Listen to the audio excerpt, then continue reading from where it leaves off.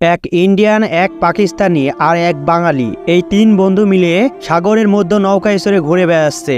এমন সময় পানির মধ্য থেকে বিশাল দিকে এক জিন উঠে এসে রাগান্বিত কণ্ঠে বলে উঠল, তোরা আমার হুকুম ছাড়া আমার এলাকায় প্রবেশ করেছিস, আমি তোদেরকে মেরে ফেলবো। জিনের এই কথা শুনে তিন বন্ধু হাউমাউ করে কান্না শুরু করে দিল। তাদের এই কান্না দেখে জিন বলল, ঠিক আছে, আমি তোদের একটা সুযোগ দিচ্ছি।